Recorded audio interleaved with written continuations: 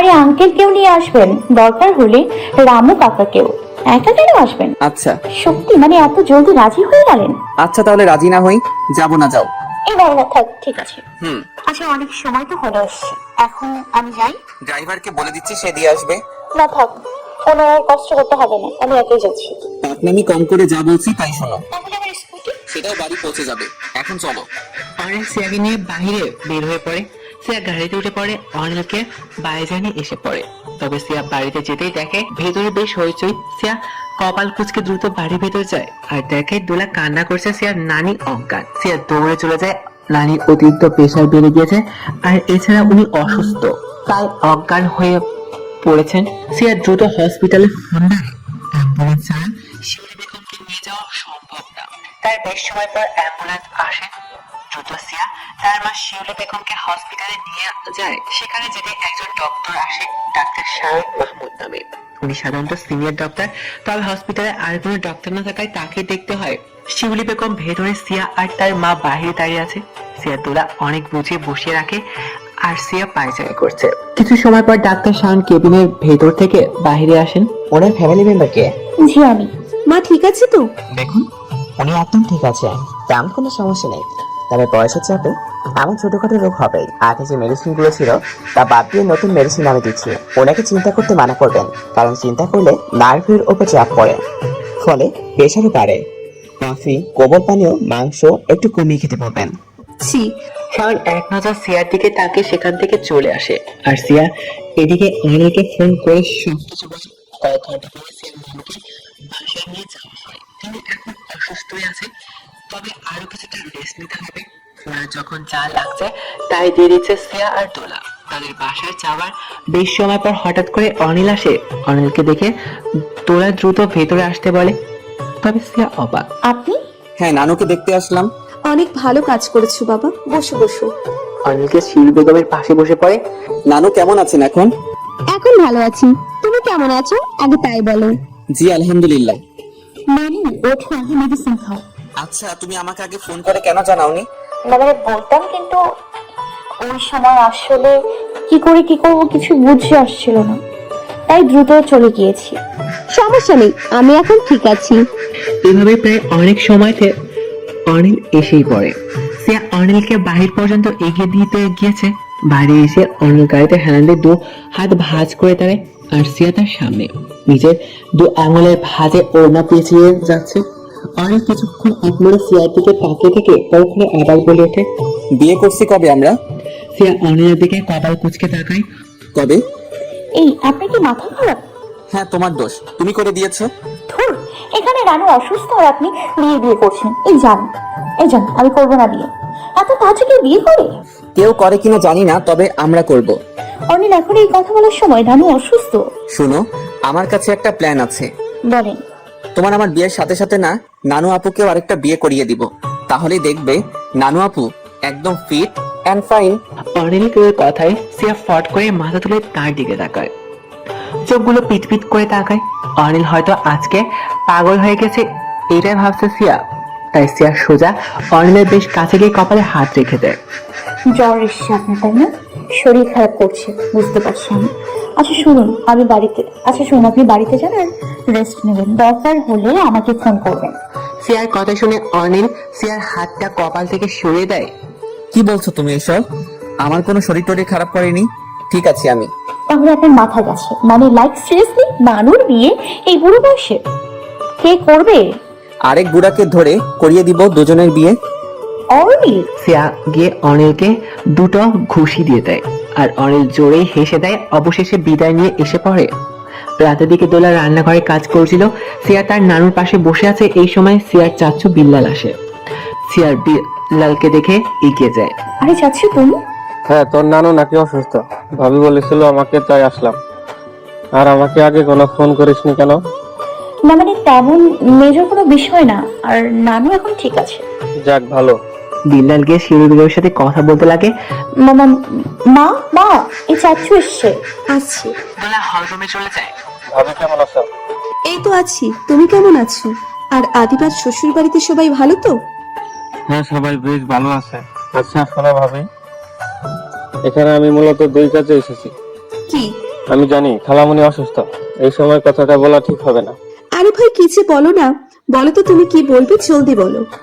না মানে আমি বলছি কি, আসলে আদিবারা সবাই এখন আমাদের বাড়িতে ঘুরতে এসেছে, তবুও না আমার বাড়িটা কেমন ফাঁকা ফাঁকা লাগছে, ওদের ছাড়া, তোমাদের ছাড়া। তাই বলছিলাম যে যদি তোমরা আমার সাথে যেতে। ও তো এই ব্যাপার, আমাদের নিতে এসেছো? আচ্ছা বুঝলাম, কিন্তু মাকে নিয়ে কিভাবে যাই? মা তো জার্নিও তেমন একটা করতে পারে না। হ্যাঁ, এর জন্যই বললাম যে এখন তাহলে কি করবা।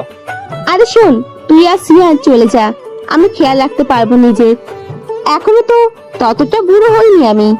হ্যাঁ, আমার তো মাথা খারাপ হয়েছে যে তোমাকে এখানে একা রেখে আমি ওখানে যাব।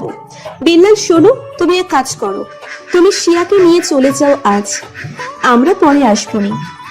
সিয়া তার মায়ের কথা শুনে তো দিল মে লাড্ডু ফুটা, তার ফিলিংস আসছে।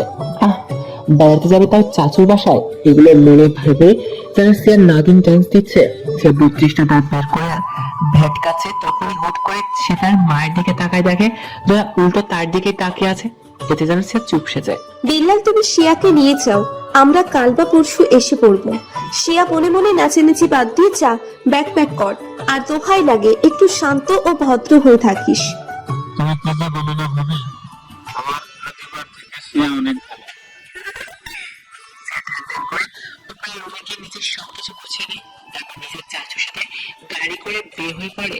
গাড়িতে বিয়া, লাল আর সিয়া দুজনে এসে সে কি বকবকানি। সিয়া বলতে গেলে তার চাচুর কলেজা। বিলাল কখনো বলেনি যে তার এক মেয়ে, তার 2 মেয়ে, 1 আদিবা আর 2 সিয়া। তবে যেতে যেতে সিয়ার মনে পড়ে যে সে তো অনিলকে জানায়নি যে চাচুর বাসায় যাচ্ছে। গতকাল প্রথমে কলেজে যাবে, সেখানে না পেলে বাসায় আসবে, সেখানেও না পেলে পরে সিয়াকে বেগুন ভর্তা বানাবে। আর এখন তো সে চাচুর সাথে বাসায় আছে, ফোন করে তো পারবে না, তাই মেসেজ ট্যাগ করে। আমি কাল কলেজ যাব না, আমি আমার চাচুর বাসায় আছি, তো আমাকে কাল না পেয়ে পাগলের মতো সোজা আবার আমার বাসায় চলে যাইয়েন না, আমি হয়তো এখানে কিছুদিন থাকবো। সিয়া মেসেজ সেন্ড করে দেয়। এভাবে দেখতে দেখতে একটা সময় তারা বাসায় এসে পড়ে। বিল্লাল গাড়ি থেকে নেমে সিয়ার সব ব্যাগ ভেতরে নিয়ে যেতে বলে, আর এদিকে সবাই বাড়ির বাগানের পাশে বসে আড্ডা দিচ্ছিল। সিয়াকে দেখে আদিবারা সব রেখে ছুটে আসে। হেই বিয়াত্তা মাইয়া, কেমন আছিস? আরে হারামি, দুলাভাই। আদিবা গিয়ে সিয়াকে জড়িয়ে ধরে। সিয়াকে আদিবা শ্বশুর বাড়ির লোকদের সাথে কথা বলে। সিয়া শ্বশুর শাশুড়ি সবার সাথে, আজকে আমার সাথে ফোনও নাই, আমার ওয়ালেটও নাই, টাকাও নাই, আজকে কি নিয়ে আটকাবা শালিকা? জাবেদের কথা শুনে সবাই হেসে দেয়। ভাইয়া, এটা কোনো কথা? শালিরা কি খালি টাকাই দেয় দুলাভাইয়ের কাছ থেকে? আরে মজা করছি। আচ্ছা বাইরে থেকে এসেছো, এখন যাও ফ্রেশ হও, তারপর এখানে এসে বসো, বসে বসে আড্ডা দেই সবাই। আর হ্যাঁ, তোমার বোনটাকে নিয়ে যাও প্লিজ, বিয়ের কয়েক মাস যেতে না যেতে আমার জীবনটা একদম তেজপাতা বানিয়ে ফেলছে। আজকে শুধু রুমে যাও, তারপর আছে তোমার। জাবেদ মেকি হেসে আদিবার কথায়। আচ্ছা চল, তুই আমার সাথে রুমে চল। সিয়া আদিবাকে নিয়ে এসে পড়ে, তবে হল রুমে আসতে আবার আদিবার ডাক পড়ে। এই রে, আবার ডাকাডাকি শুরু। এই সিয়া দিদি শুন, তুই রুমে যা, আমি কয়েক মিনিট পরেই আসছি। আচ্ছা। সিয়া এই বলে নিজের রুমের দিকে পা বাড়ায়। সিয়া গুনগুন করে গান গাইতে গাইতে যাচ্ছিল, তবে সে উপরে উঠতেই থমকে যায়। সিয়া বেশ অবাক হয়ে তাকিয়ে থাকে সামনে থাকা মানুষটার দিকে।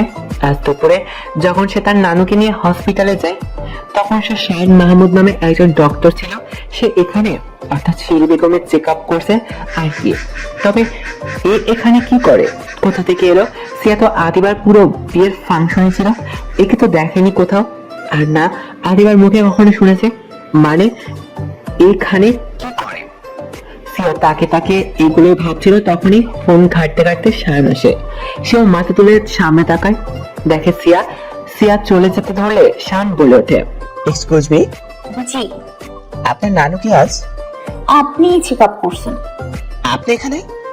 এটা তো আমার প্রশ্ন, আপনি এখানে? আরে আমার ভাই শ্বশুর বাড়ি এটা, তো আমি আসবো না?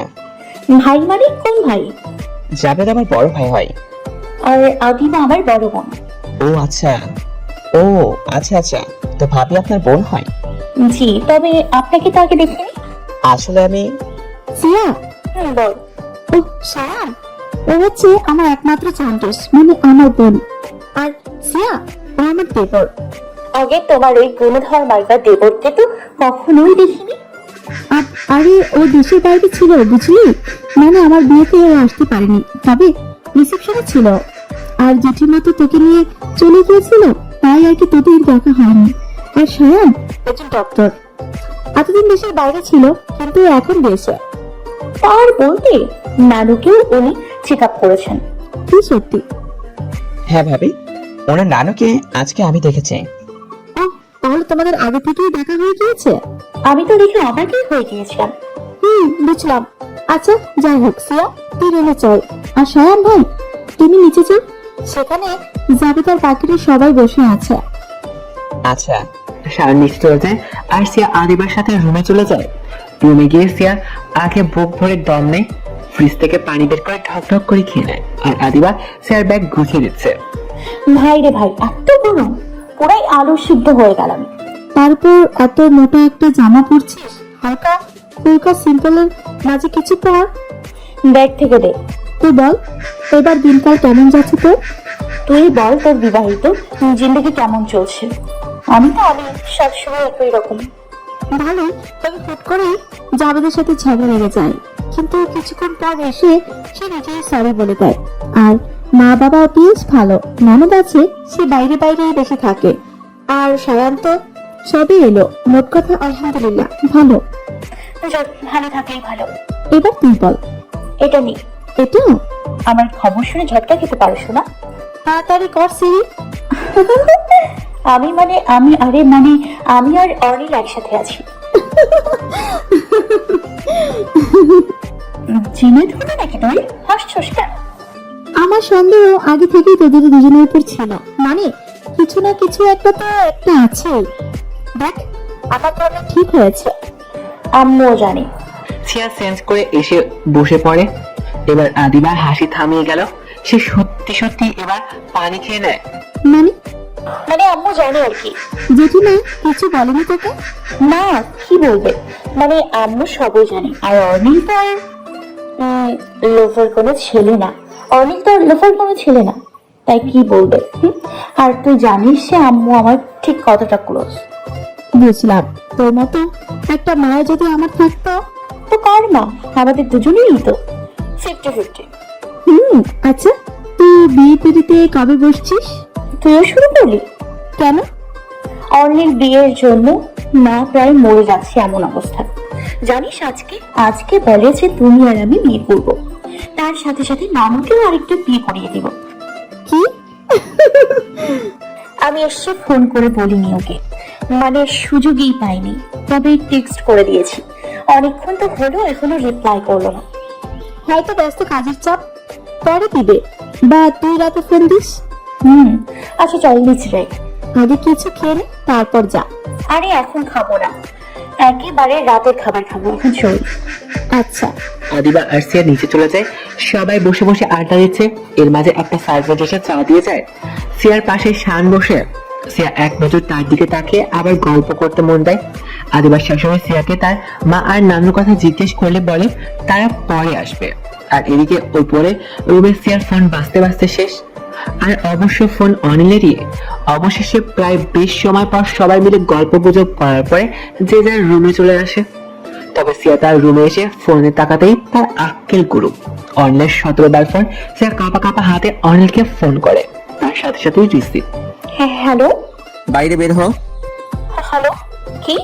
তোকে বলছি বাইরে বের হবি, তুই বাইরে বের হ।